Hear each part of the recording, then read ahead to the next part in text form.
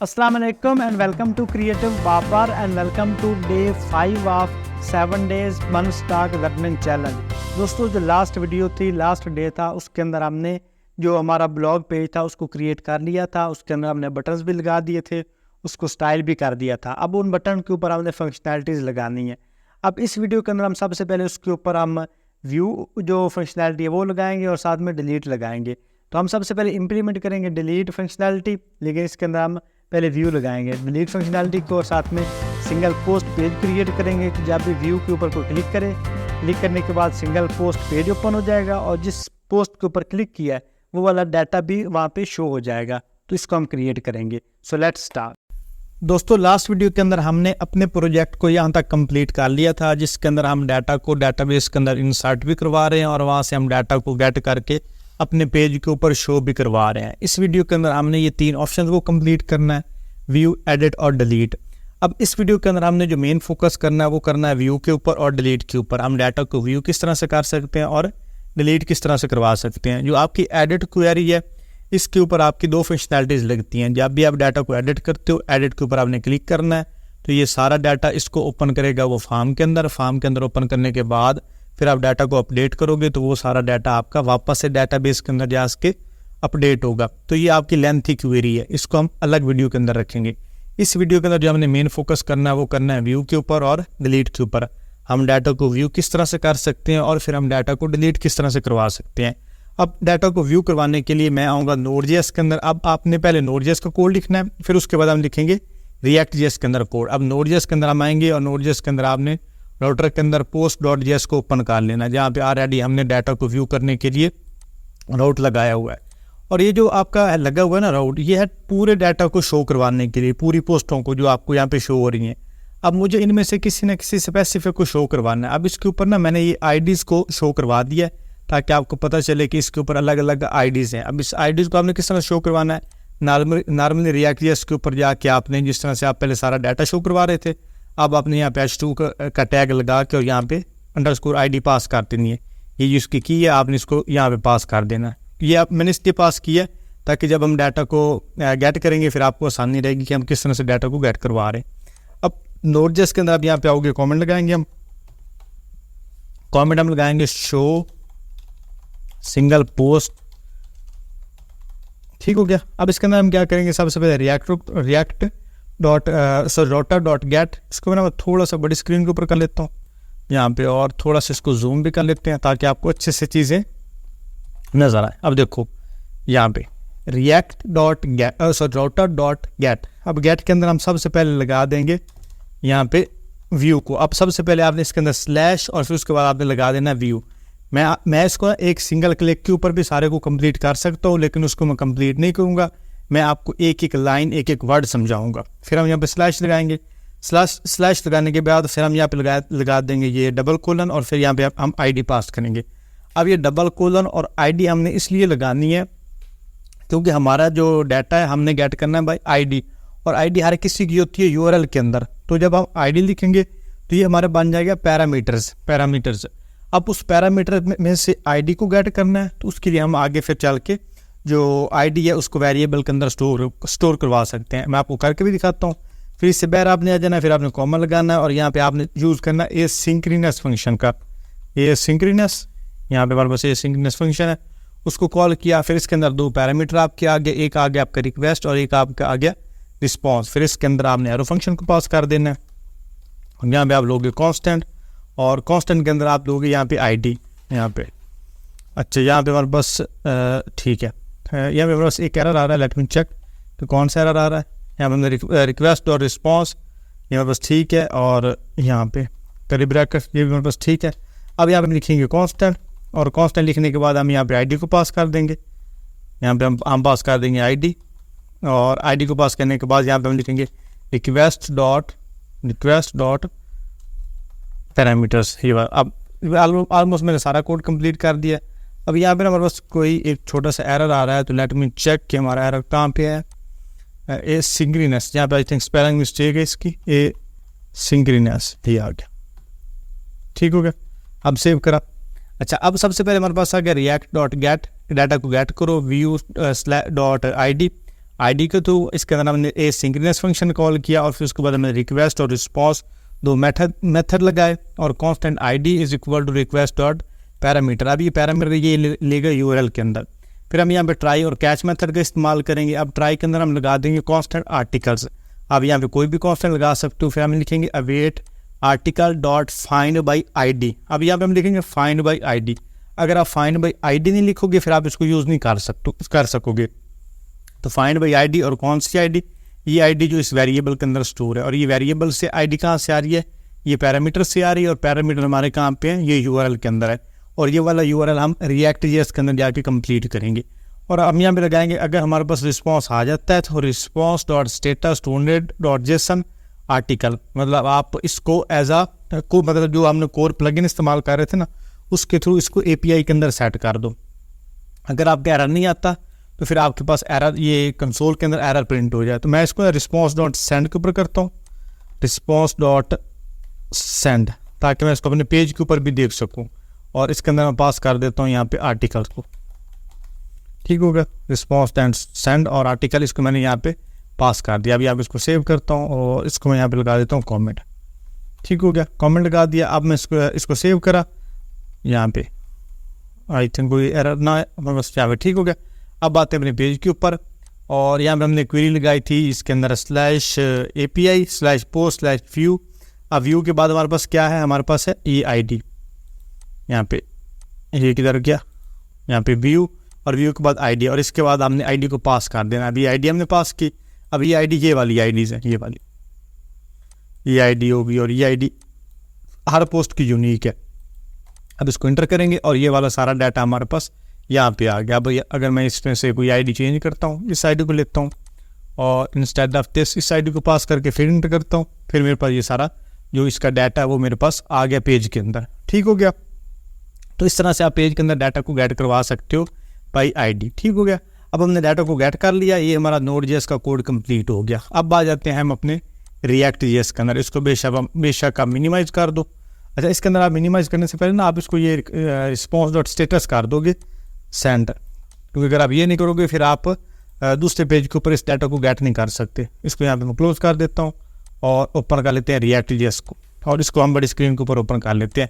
अब React.js के अंदर सबसे पहले हमने इस बटन के ऊपर लगाना है कि जब भी हम व्यू के ऊपर क्लिक करें, जैसे हम क्लिक करेंगे तो क्लिक करने के बाद हमारा जो डाटा है, हमारा जो URL है वो ओपन हो जाएगा। फर्स्ट व्यू जो कंपोनेंट है या पेज है वो ओपन हो जाएगा और उसके ऊपर हमारे पास जो डाटा है वो प्रिंट होगा व्यू वाला इस आईडी का। अब उसको हमने किस तरह से करना है, सिंपली हम उसके लिए करेंगे यहाँ पे एक ऑन क्लिक मेथड का इस्तेमाल करेंगे। ऑन क्लिक और ऑन क्लिक के ऊपर हम यूज़ करेंगे एक फंक्शन कर्ली ब्रैकेट्स ली, इसके अंदर प्रिंसेस और यहाँ पे हम इसको हम देंगे हैंडल और व्यू क्लिक।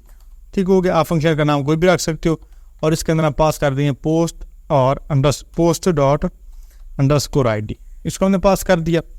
अब ये जो आपका हैंडल व्यू है ना, इसको हम यहाँ से कॉपी करेंगे। कॉपी करने के बाद ऊपर जाके अपने पेज के ऊपर यहाँ पे डिफाइन कर देंगे। यहाँ पे हमारे पास ऑलरेडी ये ट्रंक वगैरह कंप्लीट हो रहे हैं ना, उसके बाद हम यहाँ पे इसको लगा देते हैं। यहाँ पे कॉन्स्टेंट लगा गया और यहाँ पे हम लगा देंगे हैंडल व्यू क्लिक और यहाँ पे हम लगा देंगे कॉन्स्टेंट और इसको हम कर देंगे हैंडल व्यू क्लिक और पोस्ट आईडी यहाँ पे, और यहाँ पे हमने इसको कर दिया। अब इसको सेव करते हैं। अब सिर्फ इसको चेक करने के लिए मैं यहाँ पे आता हूँ और यहाँ पे करते हैं इसको इंस्पेक्ट एलिमेंट।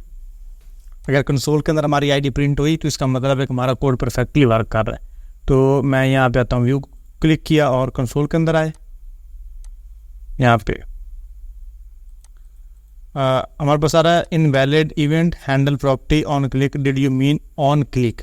अच्छा, हमारे पास यहाँ पे इसके ऑन क्लिक के ऊपर कोई इशू आ रहा है तो लेट मी चेक। अच्छा, ये हमारे पास आ रहा है ऑन क्लिक, तो आई थिंक इसका C कैपिटल करते हैं, बिल्कुल सेव करते हैं। अब इसको चेक करते हैं, रिलोड करते हैं और अब इसमें से हम किसी को क्लिक करते हैं, ये आ गया आईडी। ठीक हो गया। अब इसके अंदर चूँकि हमारा केस सेंसिटिव है, हमने ओ ऑन और क्लिक C को कैपिटल रखना है, तो आईडी हमारी आ गई। अब हमें कंसोल के अंदर तो नहीं प्रिंट करवाना, हमने तो उसको प्रिंट करवाना अलग पेज के ऊपर, तो उसके लिए हम यूज़ करते हैं नेविगेशन। अब नेविगेशन जो है वो आपकी डिफाइन होती है app.jsx के अंदर। अब यहाँ पे आपके पास ऑलरेडी नेविगेशन लगी हुई हैं जिसके अंदर आपके पास राइट का है और इंडेक्स का है। अब हमने यहाँ पे एक और नेविगेशन लगानी है, वो हमने लगानी है डाटा को डाटा की आईडी को शो करवाने के लिए, और जब हमने एडिट करना तब भी हम डाटा को आईडी के थ्रू फॉर्म के अंदर शो करवाएंगे। तो यहाँ पे मैं लगा दूंगा राउटर, यहाँ पे राउटर, और इसके अंदर हम इंस्टेड ऑफ एडिट हम यहाँ पे कर देंगे इसको पोस्ट्स और अंडरस्कोर आईडी, कि जब भी आपके पास ये जो पोस्ट और आईडी यूआरएल बने दैन क्या करो आपके पास न्यू पोस्ट वाला कंपोनेंट ओपन हो जाए। अब न्यू पोस्ट वाला कंपोनेंट हमारे पास यहाँ पे है, ये वाला, सॉरी न्यू पोस्ट वाला नहीं, हमारे पास आना था पोस्ट डिटेल वाला। मैं वापस इधर आता हूँ ऐप प्रोजेक्ट्स के अंदर, हम यहाँ पे न्यू पोस्ट नहीं, हम यहाँ पे करेंगे पोस्ट डिटेल। आई थिंक हमने इसके अंदर को कोड नहीं लिखा पोस्ट डिटेल के अंदर, तो मैं पोस्ट डिटेल के अंदर आता हूँ और यहाँ पे हम इसको डिफाइन कर देंगे इम्पोर्ट रिएक्ट और कांस्टेंट, यहाँ पे हम कर देंगे सिंगल पोस्ट, इसका एस कैपिटल रखेंगे, सिंगल पोस्ट व्यू, ठीक हो गया। और यहाँ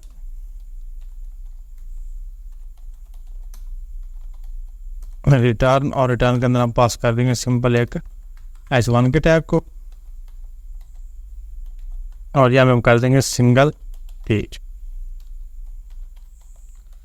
पेज व्यू। अब आएंगे ऐप डॉट जेएस के अंदर और यहाँ पे हम इस सिंगल पेज को हम यहाँ पे डिफाइन कर देंगे। अच्छा, उससे पहले हमने इसको एक्सपोर्ट करना है, तो मैं यहाँ पे कर दूंगा एक्सपोर्ट डिफ़ॉल्ट और सिंगल पोस्ट व्यू, ठीक हो गया। यहाँ पे आया और यहाँ पे हम सिंगल पोस्ट व्यू, और यहाँ से इसको कट करने के बाद हम यहाँ पे इसको पेस्ट कर देंगे, ठीक हो गया। अब जब ये पोस्ट और /id ये वाला यूआरएल बनेगा, हमारे पास सिंगल पोस्ट व्यू जो पेज है ये ओपन हो जाएगा। अब हमने इसको हम तो इसको डायरेक्टली यूआरएल के अंदर तो नहीं करवा रहे, हम इसको करवा रहे हैं इस व्यू पेज के ऊपर क्लिक करने के बाद। अब व्यू पेज के ऊपर क्लिक करने के बाद हमारे पास ये वाला फंक्शन कॉल हो रहा है। अब उस फंक्शन के ऊपर हमने इस जो यूआरएल है इसको ओपन करवा देना है। अब उसको हमने किस तरह से करवाना है, उसके लिए हम आ जाएंगे अपने blog.jsx के अंदर, और blog.jsx के अंदर हम नेविगेट फंक्शन का इस्तेमाल करेंगे। अब नेविगेट फंक्शन हमारे पास रिएक्ट रोटर डॉम के अंदर ऑलरेडी मौजूद है, तो हम सिंपली यहाँ पे हम जब यूज़ करेंगे तो ऑटोमेटिकली उसको गेट कर लेगा। अगर नहीं करेगा तो हम फिर उसको मैनुअली यहाँ पे कॉल करवा सकते हैं। सिर्फ हमने यहाँ पे यूज़ करना है नेविगेट, यहाँ पे नेविगेट किया और नेविगेट के अंदर हम यहाँ पे आ जाएंगे, सॉरी नेविगेटर नहीं नेविगेट और नेविगेट के अंदर हम यहाँ पे लगा देंगे प्रिंसेस, और प्रिंसेस के अंदर हम लगा देंगे पोस्ट आईडी इसको, और ये हमारे पास n इसका आ जाएगा स्मॉल के अंदर। अब ये नेविगेटर है, इसको मैं ऐसे कॉपी करता हूँ, ऊपर आते हैं। अगर मेरे पास इंपोर्ट हो गया तो नहीं हुआ तो मैं यहाँ पे सिंपली कर दूंगा इंपोर्ट ये navigator from react router DOM, इसको हमने लगा दिया। अब इसको सेव करेंगे। अब यहाँ पे आते हैं, अब इसके ऊपर हमने क्लिक करा, तो क्लिक करने के बाद हमारे पास एरर आ रहा है। तो एरर हमारे पास क्या आ रहा है, नेविगेट इज़ नॉट डिफाइन। तो लेट मी चेक नेविगेट मेरे पास डिफाइन है कि नहीं। ऊपर तो हमने इसको लगा दिया हुआ है नेविगेट को, तो यहाँ पे मेरे पास नेविगेट /पोस्ट और अंडरस्कोर पोस्ट आईडी, ये तो हमारे पास ठीक है। तो let me check navigate react dot DOM, और अच्छा यहाँ पे हमने यूज़ करना यूज़ नेविगेशन, यहाँ पे यूज़ नेविगेशन। अब ये जो नेविगेशन है इसको हमने एक वेरिएबल के अंदर स्टोर करवा देना। यहाँ पे हम यहाँ पे लिखेंगे कांस्टेंट, और इसको हम लिखेंगे नेविगेट, और इसको हम इक्वल कर देंगे यूज़ नेविगेट, ये ऊपर वाला जो फंक्शन है ये वाला, इसको हम इसका इक्वल कर देंगे। अब ये जो नेविगेशन है इसको हम यहाँ पे कॉल कर देंगे यहाँ।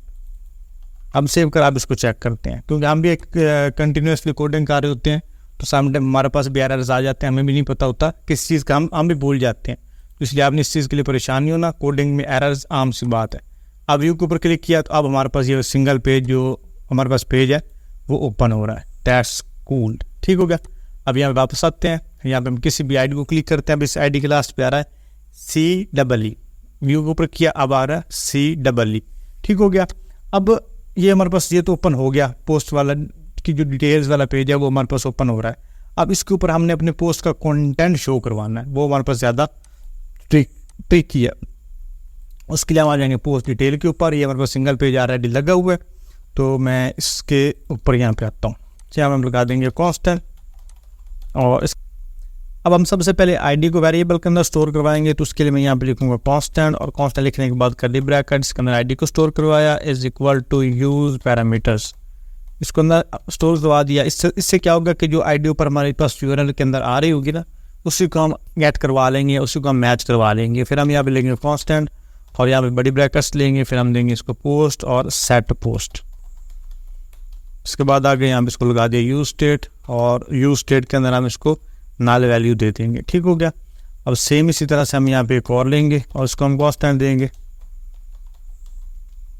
कांस्टेंट और इसको हम इक्वल कर देंगे और इसको हम लिखेंगे लोडिंग और फिर कॉमा लगा के हम इसको कर देंगे सेट लोडिंग। फिर इसको हम इक्वल कर देंगे और यहाँ पे हम इक्वल कर देंगे यूज स्टेट के और यूज स्टेट को भी हम इक्वल कर देंगे ट्रू के। फिर इसके बाद आ गया, फिर इसके बाद हम लिखेंगे कांस्टेंट और फिर हम यहाँ पे एरर और कॉमा लगा के सेट एरर। ठीक हो गया। फिर इसको हम इक्वल कर देंगे और यहाँ पे हम लिख देंगे यूज स्टेट और यूज स्टेट को हम कर देंगे यहाँ पे नल। ठीक हो गया। अभी हमारे पास वैल्यूज डिफाइन होगी। अब हम यहाँ पे यूज़ करेंगे यूज़ इफेक्ट का, तो यहाँ पे हम लिखेंगे यूज़ इफेक्ट यहाँ पे और इसके अंदर एरो फंक्शन दिया। अब इसके अंदर हमने यूज़ इफेक्ट के अंदर डाटा को फैच करवाना है, तो फैच करवाने के लिए हमारे पास वो एपीआई भी होनी चाहिए जिससे हमने डाटा को फैच करवाना है। तो उसके लिए हम आ जाएंगे पोस्ट एपीआई के अंदर और यहाँ पे हम लेंगे एक्सपोर्ट और कांस्टेंट और यहाँ पे हम लिखेंगे get post bye ID, get post bye ID एक वेरिएबल दे देंगे, इसको हम इक्वल कर देंगे, फिर कर्ली ब्रैकेट्स के अंदर आईडी पास कर दी और फिर इसको हम कर देंगे एक्सियोस डॉट गेट और गेट के नाम जो सेम जो ऊपर वाली कोडिंग है वो सारी पास कर देंगे, बैकटिक्स फिर डॉलर साइन, उसके बाद यहाँ पे कर्ली ब्रैकेट्स और फिर हम यहाँ पे इसको दे देंगे ऐड यूआरएल। ऐड यूआरएल देने के बाद अगेन उसी तरह से स्लैश हम देंगे और व्यू यहाँ पे। अब व्यू देने के बाद अब इसके अंदर हम आईडी को पास कर देंगे यहाँ पे, ये सारा कुछ हम डिलीट कर देंगे, सिर्फ हमारे पास सिंगल पोस्ट को व्यू करने के लिए ये वाली फंक्शनैलिटी लग जाएगी। अब आ जाएंगे हम अपने डिटेल वाली पोस्ट के अंदर और यहाँ पे हम यूज़ करेंगे कांस्टेंट का, यूज़ कांस्टेंट और फैच पोस्ट, पोस्ट को फैच करो कहाँ से, ए सिंक्रोनस फंक्शन हम लेंगे, ए सिंक्रोनस फंक्शन और ए सिंक्रोनस फंक्शन के अंदर हम यहाँ पे जो डाटा उसको लिख देंगे लिप ब्रैकेट्स लिए और इसके अंदर हम यहाँ पे ट्राई के अंदर हम लिख देंगे कांस्टेंट और यहाँ पे हमारे पास एरर आ रहा है, आई थिंक ब्रैकेट का आ रहा है, तो इसको मैं दोबारा सारा खुद से लिखूंगा तो फिर ब्रैकेट का इशू नहीं आएगा। कर्ली ब्रैकेट्स, अब कर्ली ब्रैकेट लिखने के बाद हम यहाँ पे ट्राई और ट्राई के बाद हम यहाँ पे लिख देंगे कैच। अगर हमारे पास ट्राई है तो फिर हमारे पास कैच भी होना चाहिए। ठीक हो गया। अब ये जो ट्राई है, ट्राई के अंदर हम अपना एपीआई का डाटा जो है वो लेंगे, उसके लिए हम यहाँ पे यूज़ करेंगे कांस्टेंट का और फिर हम यूज़ करेंगे यहाँ पे रिस्पॉन्स इज इक्वल टू यहाँ पे अवेट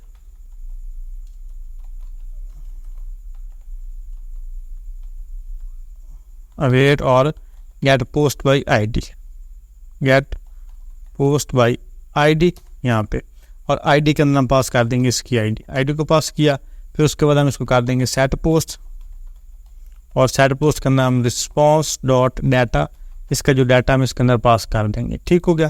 फिर उसके बाद इसकी जो सेट लोडिंग है, सेट लोडिंग वो हम इसकी कर देंगे फॉल्स और कैश के अंदर भी हम सेम इसी तरह से जो फंक्शनैलिटीज है वो दे देंगे। इसके अंदर हम देंगे set load, not SRL, set load. ठीक हो गया। सेट लोडिंग और ये डबल कैश है, इस कैश को हम हटा देंगे यहाँ। ठीक हो गया। ये सेट लोडिंग और ये मेरे पास हो गया सेट लोडिंग यहाँ पे और इसको अब चाहे फॉल्स कर दो या ट्रू कर दो, हम दोनों तरह इसको फॉल्स और फॉल्स कर देंगे। ठीक हो गया। आई होप आपको यहाँ तक समझ आ गई होगी कि किस तरह से हम जो कोडिंग है उसको लिखने की कोशिश कर रहे हैं।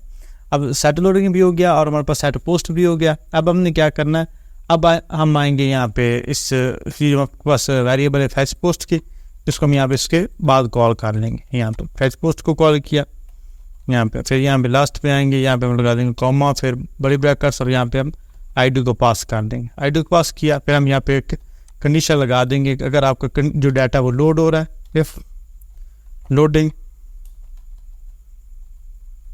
अगर आपका डाटा लोड हो रहा है देन आप क्या करोगे, देन आप एक इसको वैल्यू जो रिटर्न करवा दोगे। रिटर्न के अंदर आप दे दोगे इसको एक डिव, इसके अंदर हम लिख देंगे लोडिंग और फिर ये ट्रिपल डॉट डॉट हम कर देंगे। और अब एक और कंडीशन लगा देंगे इस एरर, अगर हमारे पास एरर आता है, ये ऊपर हमने एरर और सेट एरर लगाया हुआ है, देन क्या करो, देन आप इसके अंदर वैल्यू को रिटर्न करो और अगेन हम यहाँ पे लिखेंगे डिव और डिव के अंदर पास कर देंगे एरर, ठीक है। और यहाँ पे हम डॉट डॉट लगा देंगे, इसको सेव करा। अब यहाँ पे हम अपने जो डाटा उसको शो करवाएंगे इस पोस्ट के अंदर, तो हम यहाँ पे इसको डिलीट कर देंगे। सिंपली एक हम डिव लेंगे जिसको हम क्लास लगा देंगे पोस्ट डैश डिटेल्स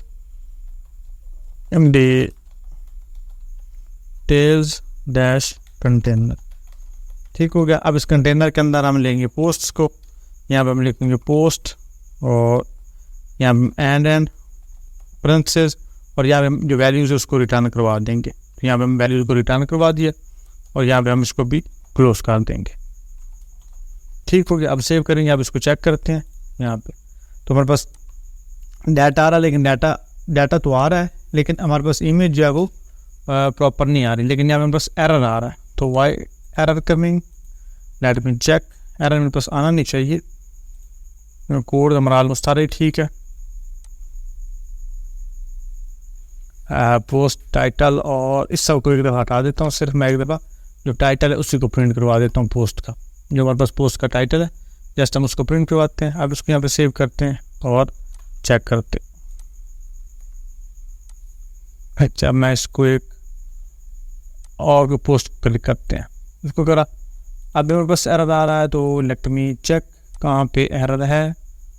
रिएक्ट के अंदर पोस्ट आईडी फैच पोस्ट, अच्छा यहाँ पे सेट लोडिंग, अच्छा यहाँ पे सेट लोडिंग का इशू है कि यहाँ पे हमने एल कैपिटल यूज़ करना था, यहाँ पे हमने एल स्मॉल यूज़ किया हुआ। अब यहाँ पे करते हैं, अब रीलोड करा। अब ये हमारे पास टाइटल आ गया, ठीक हो गया। अब टाइटल आ गया, अब टाइटल के नीचे हम सब टाइटल और बाकी जो सारी डिटेल है वो भी हम शो करवा सकते हैं। तो वो बिल्कुल अब जितनी भी चीज़ें हैं वो सिंपल है। सिंपल इसके नीचे आएंगे और यहाँ पे H2 और H2 के अंदर हम पोस्ट की जो सब टाइटल उसको प्रिंट करवा देंगे, सब टाइटल, ठीक हो गया। फिर इसके नीचे एक और हम डिव लेंगे, सॉरी पी का टैग लेंगे और पी के टैग के अंदर हम पोस्ट का जो कंटेंट है पोस्ट डॉट कंटेंट उसका हमने प्रिंट करवा दिया। फिर इससे नीचे आएंगे और यहाँ पे हम लिख देंगे एक पी का टैग और पी के टैग के अंदर हम कैटेगरी को लेंगे। तो इसके लिए हम यहाँ पे एक बोल्ड का टैग यूज़ कर लेंगे, यहाँ बोल्ड, और बोल्ड के अंदर हम लिख देंगे कैटेगरी। इससे बाहर आएंगे और यहाँ पे हम लिख देंगे पोस्ट डॉट कैटेगरी, ठीक हो गया। फिर उसके बाद हमने इमेज को लगाना है, तो यहाँ पे मैं एक क्वेरी लगा दूंगा, यहाँ पे पोस्ट डॉट इमेज। अगर आपके पास इमेज मौजूद होती है देन क्या करो, देन आप इमेज वाला जो टैग है वो शो करवा दो, यहाँ पे इमेज और यहाँ पे URL एट लास्ट, और यहाँ पे इसको हम सिंपल कर देते हैं। अब इसके URL के अंदर हम यूज़ करेंगे कर्ली ब्रैकेट, फिर इसके अंदर बैकटिक्स।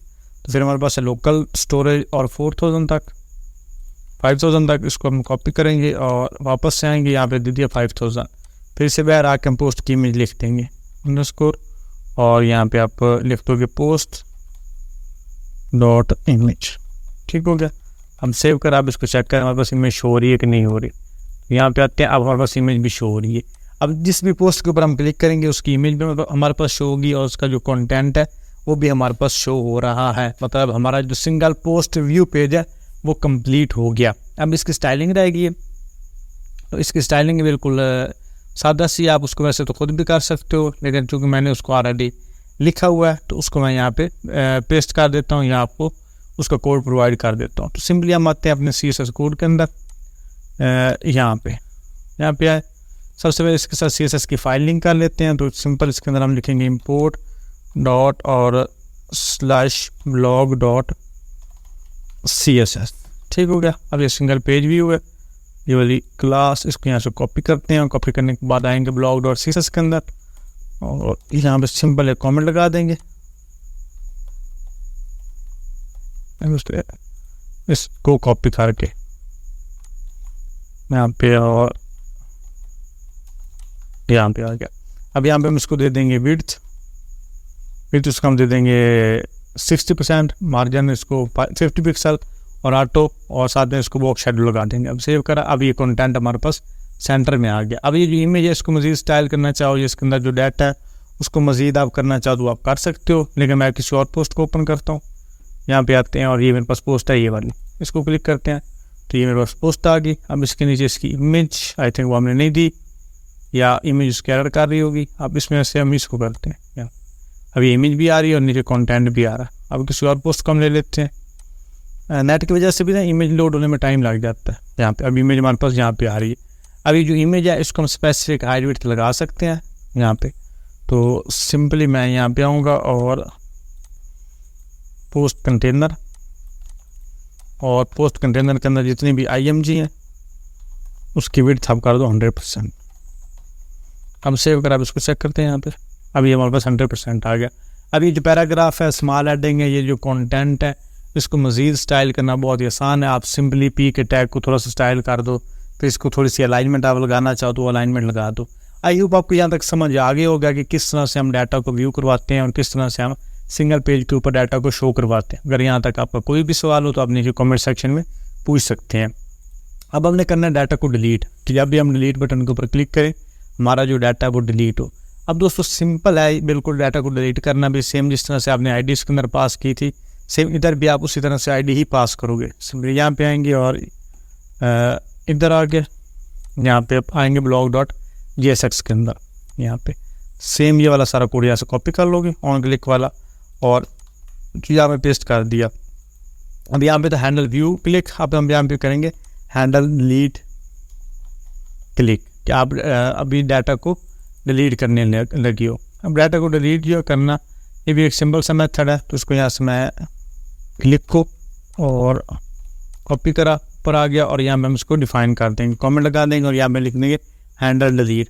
तो सिंपली यहाँ पे हम लिखेंगे constant handle delete is equal to, और यहाँ पे एसिंक्रोनस हम फंक्शन लेंगे।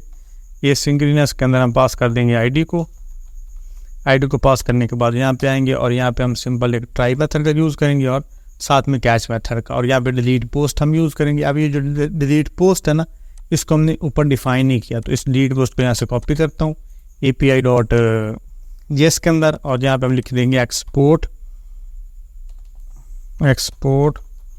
और यहाँ पे कांस्टेंट डिलीट पोस्ट, और डिलीट पोस्ट को हम इक्वल कर देंगे यहाँ पे ID के, इसको इक्वल किया, और यहाँ पे हम लिखेंगे axios.get, और गेट करने के बाद हम इसके अंदर ये वाला सारा URL दे देंगे डाटा को डिलीट करवाने के लिए। अब ये डाटा को डिलीट करने वाला URL है ये वाला। अब इधर तो हमने लगा दिया, लेकिन Node.js के अंदर हमने इसको डिफाइन नहीं किया। जब तक इसको हम Node.js के अंदर डिफाइन नहीं करेंगे तब तक ये हमारे पास फ़र्क नहीं करेगा। तो हम सिंपली आ जाएंगे अपने Node.js के अंदर, ये हमारे पास Node.js आ गया। अब ऑलरेडी हमने सिंगल डाटा को शो करवाने के लिए और बाकी सारी क्वेरीज लिखी हुई हैं। अब हमारे पास सिर्फ दो हैं, एक डिलीट की और एक हमारे पास है डाटा को अपडेट करवाने के लिए। अब डिलीट करवाने वाली क्वेरी सिंपल है, यहाँ पे हम सिंपली लगा देंगे डिलीट डाटा, और डिलीट डाटा के अंदर बाकी सारी हमारी सेम वही होगी, router.delete, और डिलीट के अंदर हम पास कर देंगे इसको /delete, और डिलीट के अंदर हमने ID को पास कर दिया। फिर इससे बाहर आ जाएंगे कॉमा लगा के, और यहाँ पे हम यूज़ करेंगे एसिंक्रोनस का, एसिंक्रोनस इसके अंदर हम पास कर देंगे रिक्वेस्ट, और यहाँ पे पास कर देंगे रिस्पॉन्स। ठीक हो गया। और इसके अंदर हम कांस्टेंट लेंगे और ID के अंदर हम देंगे request.parameter, और पैरामीटर के बाद हम देंगे try await article find ID by delete, और इसके अंदर ID को पास कर देंगे। फिर रिस्पॉन्स सेंड कर देंगे आर्टिकल डिलीटेड सक्सेसफुली, और सेम यहाँ पे हम कांस्टेंट लगाएंगे। अगर डिलीट नहीं होता तो हमारे पास ये वाला एरर आ जाए। अब यहाँ पे हमने लगा दिया router.delete, तो हम वापस से आएंगे अपने React.js के अंदर यहाँ पे, और यहाँ पे हम API यूज़ कर रहे हैं डिलीट पोस्ट, और यहाँ पे हम लिखेंगे axios.delete, ये वाला मेथड हम लगाएंगे। अब इस मेथड के अंदर आगे चल के आपकी जितने भी कोड है, जितने भी आपकी बाकी फंक्शनैलिटी है वो हम लिखेंगे। अब आपने API को भी अच्छे से समझ लिया कि हमने API किस तरह से क्रिएट करनी है, फिर उस API को हमने कॉल किस तरह से करवाना है, और कॉल करवाने के बाद आपने उसको यूज़ किस तरह से करना है। अब वापस से आते हैं यहाँ पे, और अब डिलीट के ऊपर क्लिक करता हूँ मैं। यहाँ पे डिलीट के ऊपर क्लिक किया तो मेरे पास आई थिंक कोई फंक्शनैलिटी नहीं परफॉर्म हुई। इसको एक दफ़ा रीलोड करते हैं, 6 डिलीट करा, और अगेन इसको रीलोड करते हैं। अच्छा, इसकी एकदम हम आई थिंक तो सेव भी करा कि नहीं, सेव किया, blog.css के अंदर आ गए और यहाँ पे सेव, यहाँ पे पोस्ट आईडी, बाकी तो सारा कुछ ठीक है। अब इसको अगेन देखते हैं, डिलीट के ऊपर क्लिक किया, यहाँ पे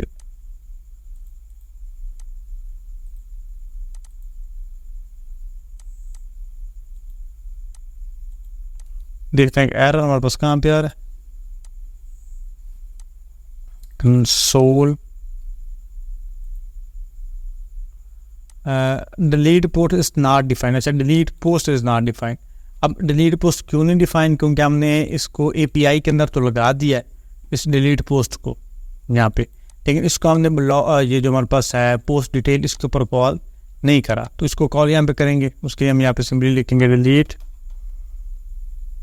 पोस्ट, ठीक है, इसको इंपोर्ट कर दिया। अब डिलीट पोस्ट और गेट पोस्ट दोनों हमारे पास है, ये API के अंदर आ गया। अब इसको सेव करते हैं। अब ये डिलीट पोस्ट है, इसको कॉपी करेंगे और रिस्पॉन्स नीचे आया और सॉरी, इसको इधर हमने लगाएंगे, इसको हमने लगा देना है blog.jsx के अंदर, यहाँ पे इसको हम लगा देंगे ऊपर डिलीट पोस्ट, ये आ गया। और इसको यहाँ से काट करेंगे, काट करने के बाद यहाँ पे हम डिलीट को यूज़ कर लेंगे, यहाँ पे इस वाला डिलीट पोस्ट, सेव करा और अब इसके अंदर हम ID पास करी हुई है। अब सेव किया और अब इसको हम चेक करते हैं। अब रीलोड किया, अब 6 क्लिक किया, ये 5 हो गया, फिर क्लिक किया 4 पोस्टें हो गई। अब क्लिक किया अगेन तो मेरे पास आ गया ये 4, और फिर इसमें इसको भी डिलीट किया था तो ये मेरे पास आ गए 2 पोस्टें। अब सिर्फ दो पोस्टें हमारे पास बची। अब डाटा को हम व्यू भी करा सकते हैं, डाटा को डिलीट भी करवा सकते हैं। आई होप इन फंक्शनैलिटीज़ की आपको समझ आई होगी कि हमने डाटा को व्यू किस तरह से करवाना है और फिर डाटा को हमने डिलीट किस तरह से करवाना है। अब सिंपल हमारे पास रह गया डाटा को एडिट करना, तो हम नेक्स्ट वीडियो के अंदर देखते हैं।